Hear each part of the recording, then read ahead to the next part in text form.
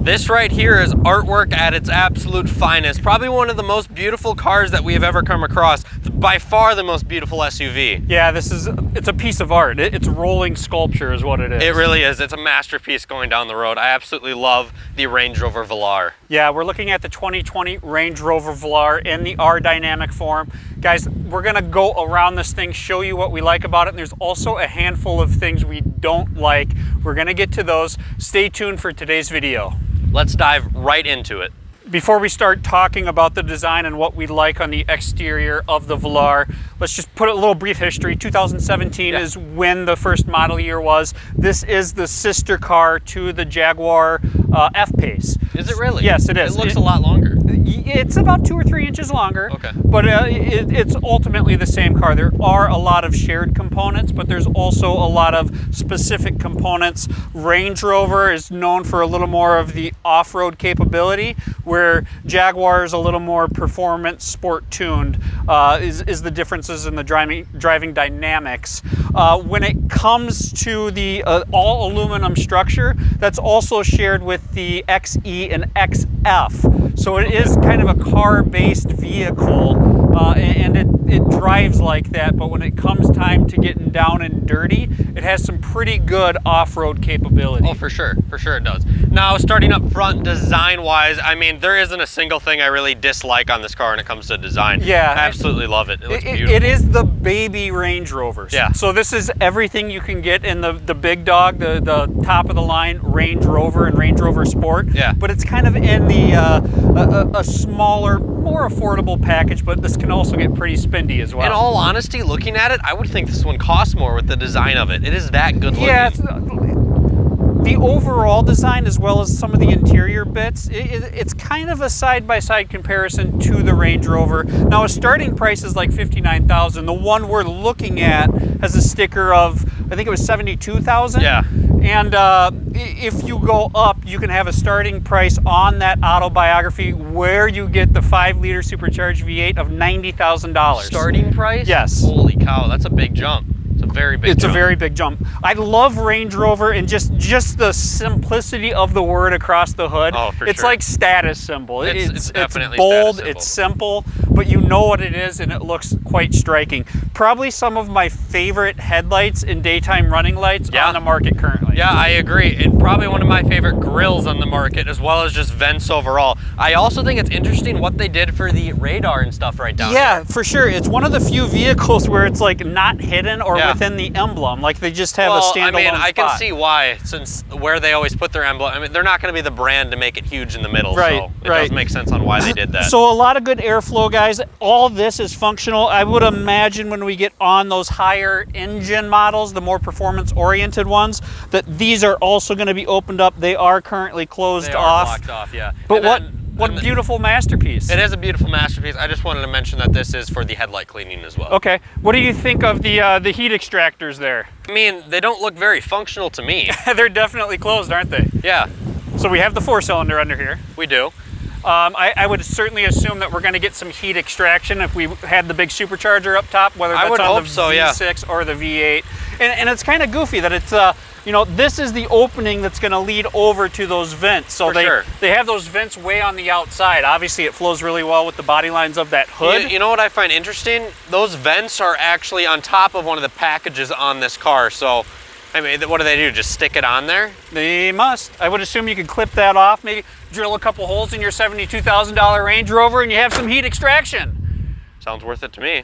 So that little pea shooter under the hood there, that's the 4-cylinder. That is the base model on the Velar. It's lacking. 274 horsepower.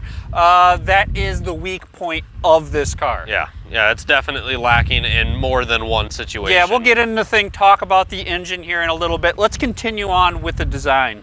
Even back in the 2011 model year, Range Rover already had the auto high beams figured out, that the auto high beams will turn on and off as oncoming traffic. Now in the Velar, they took that another step further, and as they see, as the computer senses the vehicle coming, it'll actually dip down those super bright headlights, and as the vehicle passes, the headlights will auto level. That's pretty cool stuff. side profile. It's killer. It really is. But what sticks out to me the most are those 21-inch wheels. Yeah, so the 21-inch wheels, $2,100 option on this particular one. Yeah. Like any luxury brand, there's a lot of options to customize it and make it your own. Numerous different 21-inch wheels, but that's not all. There are an option for a 22-inch wheel that's over $3,000. Just racking up the price. I do think the bigger wheels on the are dynamic. It does help with the road feel. Obviously, it's going to take away from that off-road capability when you get the lower profile tire.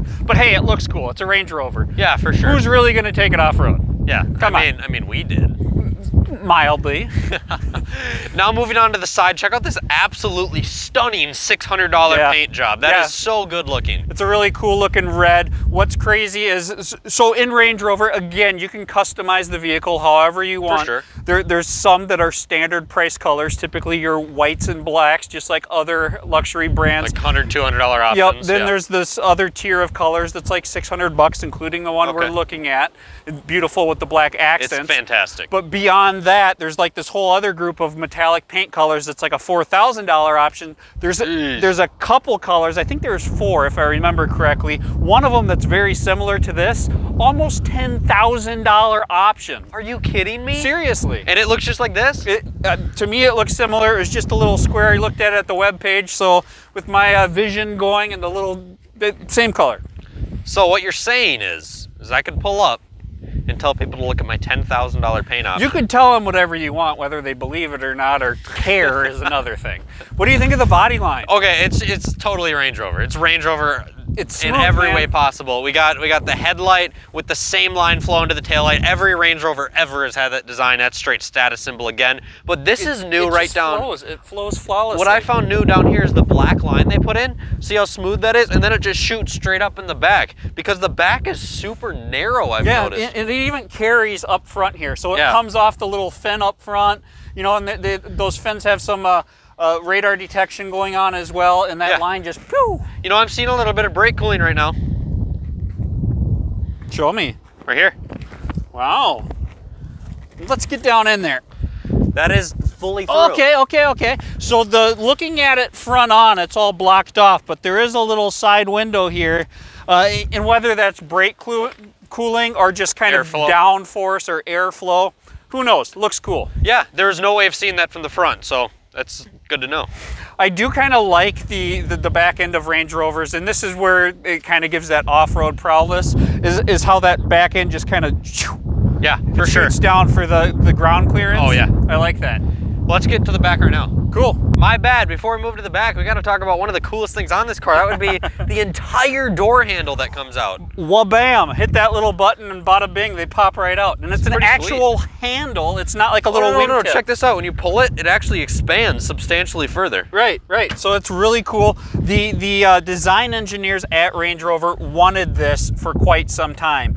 They, however, the engineers were having a hard time figuring out how to make it work in all the climates, like in Minnesota here when we get substantial ice coverage. They should have just copied Tesla. They have that on the Model S. It came out in like 2012. Well, maybe they did. I don't know. But they figured it out for the Velar, and they claim that when this is flush and the vehicle is covered in ice, that this little handle will break through over an 1/8 inch of ice. That's a pretty substantial amount. So that is, I don't know if that's the spec out there for what a door handle needs to break through for it to be on the market, but that's what they claim is going to work and keep you getting into your warm Velar even when the weather is sub-zero. Okay, so what happens if the battery dies? Because I noticed the area to get into the door if the battery dies is right here, but how does the door handle come out? I don't know. Drop your keys and run.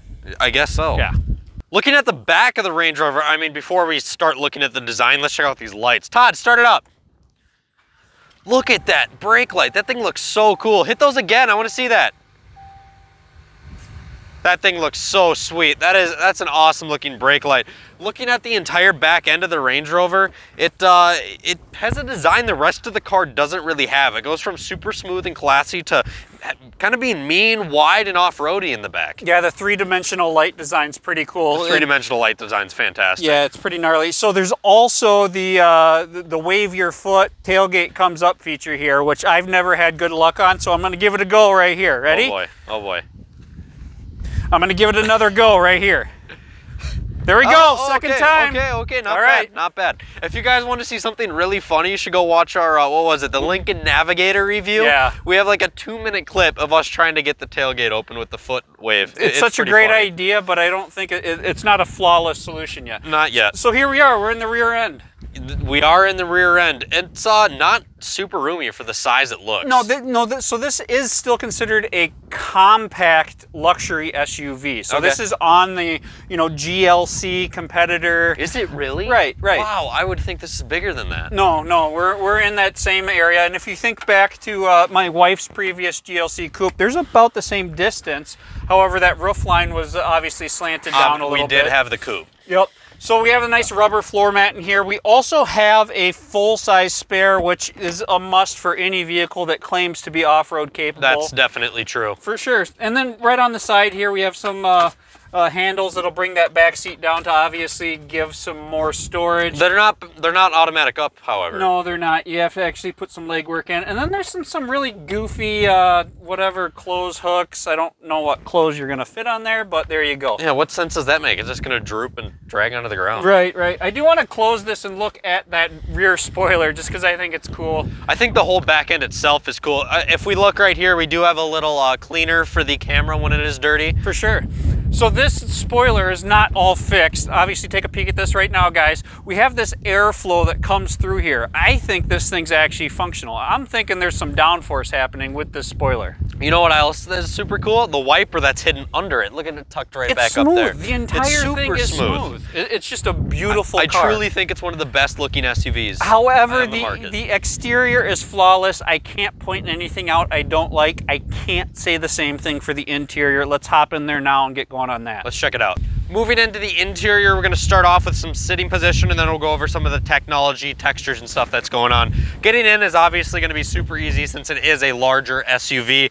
You just step right on in, and that is that. As soon as I get in here, the seat is extremely high quality with very, very nice leather. You can feel that just wrap around you the second you step in. As I move my hand onto the side here, as you can see, we have 14-way power seats with lumbar and all sorts of stuff like that. So very easy to get comfortable up front. As we move into the back, I think I might be able to say the same thing. Let's check that out. Moving into the back, just as easy as it is to get into the front, I do have 4 to 5 inches still with my knees hitting that front seat, and I was comfortable in the front, so that's saying something. That means that there is definitely room for 4 to 5 passengers here in the Velar. As we talk about the seating comfort, however, the leather is the same quality, very plush, very high quality, but the seat itself is much stiffer on the back and the bottom of the seat. However, we do have some reclining. I'll see you guys later. I'm gonna head back here real quick. I'm fully reclined right now. I'm gonna go ahead and move up a bit. As you can see, actually the center seat moves up with me as well. In that center seat, we do have some cup holders for when you don't have a passenger there. You don't have anything other than cup holders. It's pretty basic, but it's nice that you have cup holders, to say the least. We have heated seats for both rear passengers back here, as well as all sorts of places to plug in, 2 USBs, a cigarette port, and then we have some storage in the doors.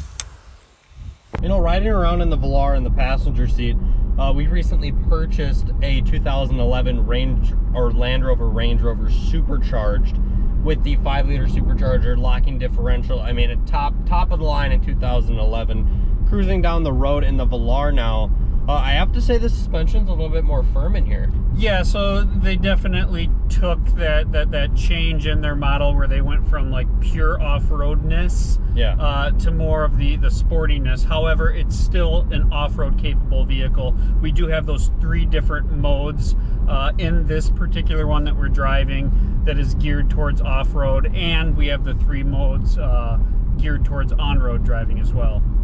Zipping down the road in the Velar, let's talk interior while we're in here. Yeah, so I read some pretty interesting comments by the head designer of Range Rover, and he actually talked about his house. His house is completely white, white walls, white trim, white cabinets, and how beautiful and simple that is.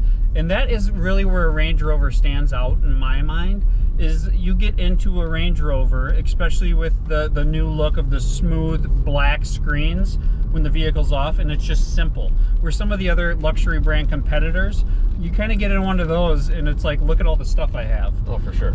So a lot of people might, if it's not your style, will get into a Range Rover and say, this is pretty boring. But the more you sit in here and you see things lit up, you see that it really is something special. But back to the designer's comment, he said you start with this just simple beauty, and then you inlay, or you hang a picture on the wall. Yeah. And it's just simple things, and you see that in the steering wheel where they embed the consistent, never-ending bead of trim around the steering wheel. You know, you see that across the dashboard with the hints of the steel or aluminum trim. It's just, the simplicity is beautiful. I found it very weird that when we got in here, I could not see the display. It lays flat on the dash, but in the settings, you can tilt the display up. Yep. You can also set it up so when the car shuts off, it goes smooth, and then when you turn the car on, it sets back up. So that's kind of interesting. I found that a little bit strange. Another thing that's kind of cool is the seats look like they're all one texture on camera, but it's got some sort of microfiber, suede, Alcantara, I don't know what you want to call it, but it has some of that in there, and that matches what is along the entire roof of this beautiful thing. Yeah, the headliner is quite striking for sure. And then in between that headliner, we have a massive panoramic sunroof. Look at that old girl. Yeah, that thing's absolutely beautiful. It's a must on just about every SUV in today's day and age. For sure. I also find it pretty cool throughout the technology and the displays of this, how, you know, a lot of things have the daytime and nighttime modes, where this you can change. I mean, it has daytime and nighttime modes. It is white and black. But when it is black, it blends into the entire dash because everything else is piano black. Right. The thing I noticed when I first got into the car, it has about 2,000 or 3,000 miles on it, and there was fingerprints galore. I mean, there was hundreds of fingerprints on these screens, and that is the downfall. But on the other flip side of that, it took me like 3 seconds to clean. I didn't have to get in between any buttons or knobs. That might be worth it. It might be worth it. I thought it was pretty cool. I didn't look at it from that perspective until I had to physically clean it. Oh, for sure. Another thing I noticed, we already have some very deep scratches on this bottom display. Right, and I wonder if that has to do with something that a handful of the owners complain about currently. And what is that? That is the electronics not working very well.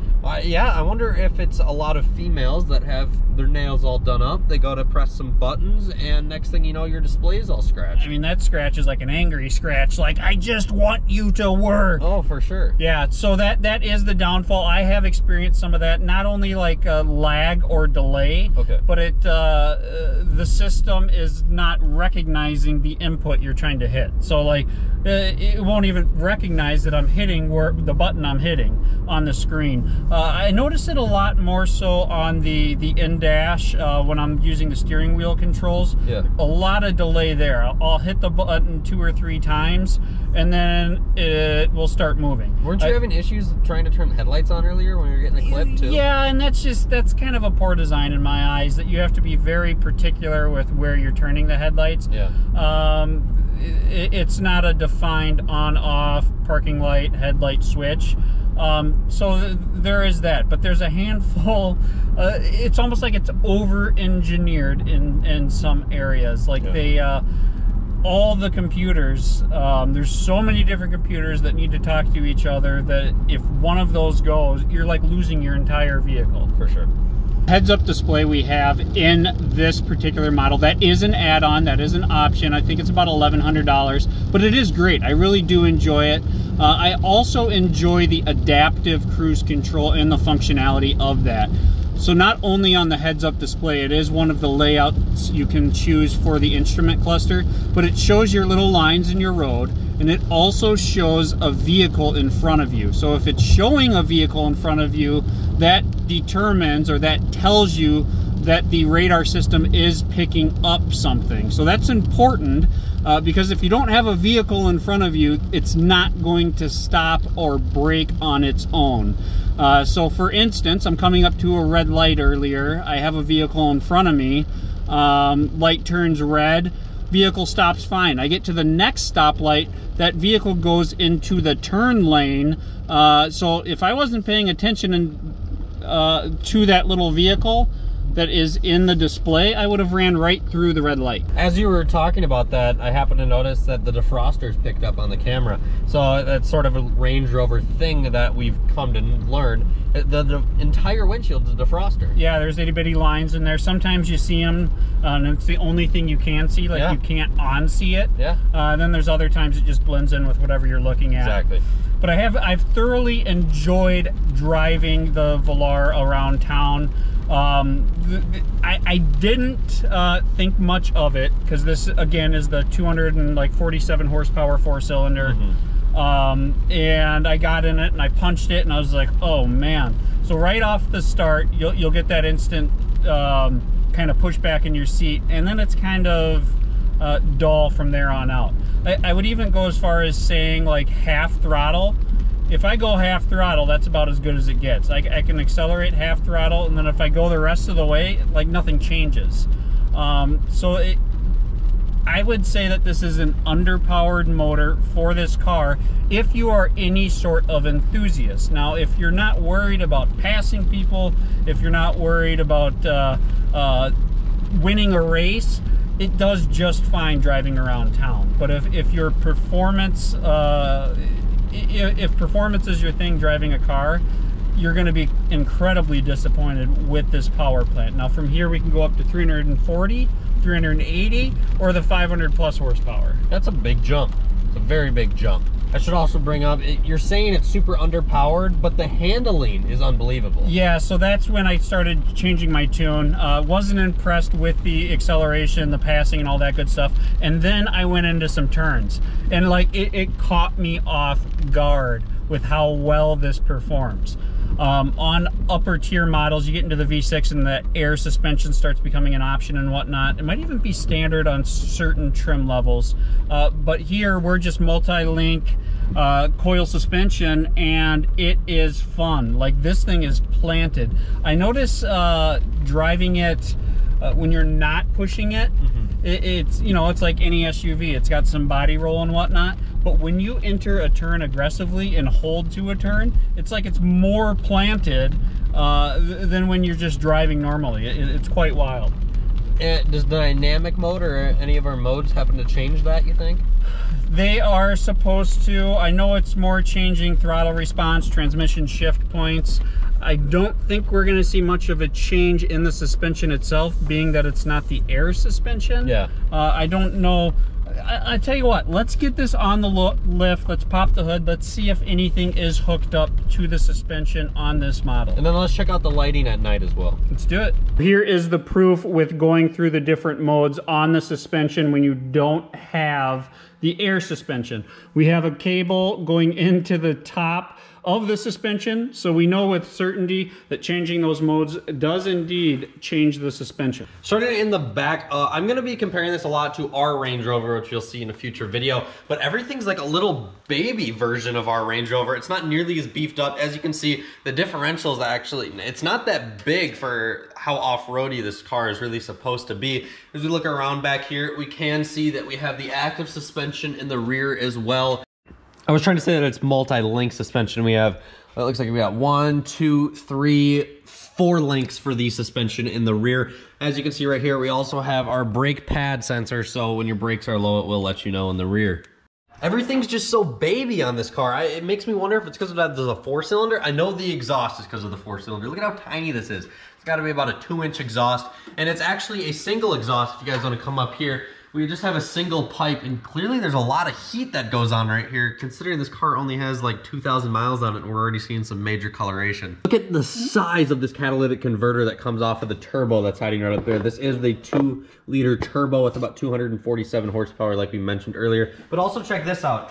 Notice this cover right here. See, we have this massive bank for that catalytic converter. It's the same on this side, but there's nothing there. That's because we need to fit 2 of those catalytic converters right there when we have the 5-liter supercharged V8 sitting in that. So we do have the ZF 8-speed that we're seeing on pretty much all JLR products. There are a couple different variations of that, but good transmission, solid transmission. Guys, all of the, not only F-Paces, but the Velars are all-wheel drive standard. So we can see our PTO transfer case going up to our front differential here. There's our steering rack. It looks like we do have electric steering in the Velar, which is pretty much common across the board now. Just a beautiful, clean, simple underbody of the Velar with that aluminum subframe. Up front, we do have that coil multi-link front suspension.